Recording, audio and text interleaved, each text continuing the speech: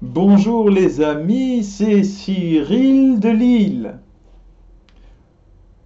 Pour accéder au salut, dont j'ai parlé dans une autre vidéo, au fait d'être sauvé par Dieu, est-ce que je dois être nécessairement catholique ou musulman ou agir de telle manière ou faire telle chose?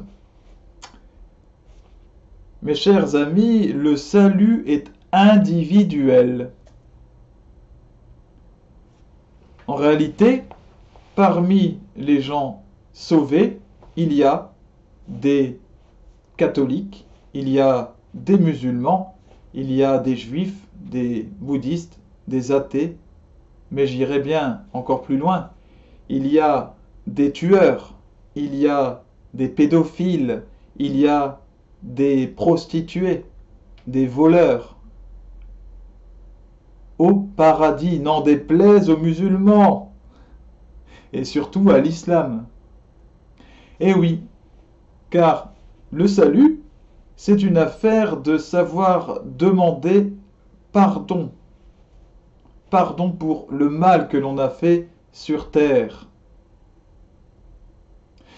Qui que nous soyons, nous avons péché, nous avons fait du mal sur terre et nous devons demander pardon.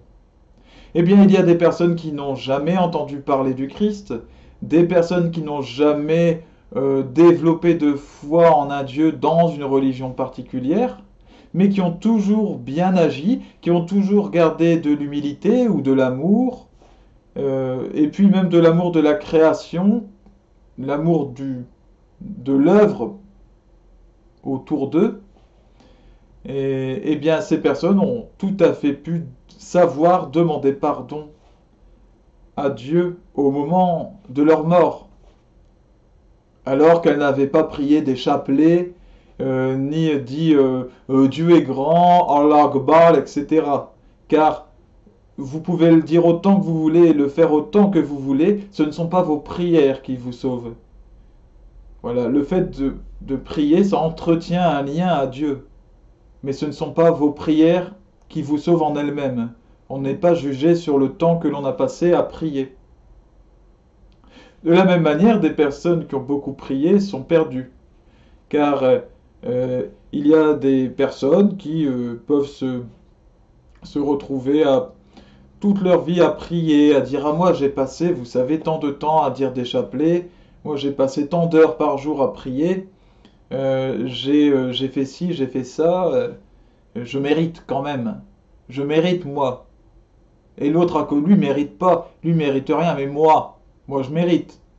Hein, parce que lui, je ne l'ai pas vu, lui, à l'église. Je l'ai pas... Et puis lui, il n'a jamais dit qu'il croyait en Jésus-Christ. Et lui, il n'a jamais confessé qu'il croyait au Dieu unique Allah. Il n'a jamais dit. Donc, ils sont tous perdus. Eh bien, faites très attention avec ce type de fonctionnement.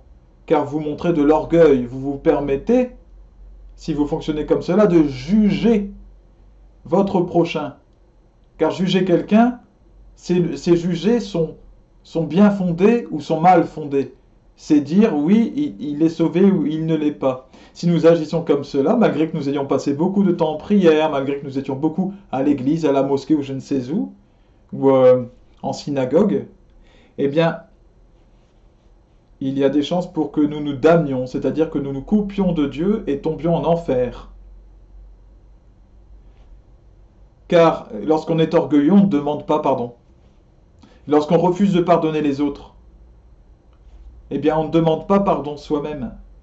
Parce que ce qu'on n'a pas donné à l'autre, on ne le demande pas pour soi. On ne le veut pas. Même si on en a besoin. C'est tout le piège de l'orgueil. C'est de nous détourner de nos véritables besoins.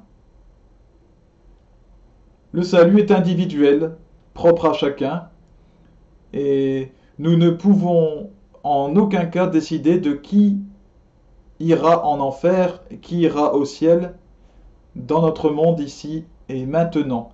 C'est dans la main de Dieu et nous devons lui faire confiance, car il est le Tout-Puissant et il sait bien mieux que nous qui mérite d'aller au ciel et qui ne le mérite pas.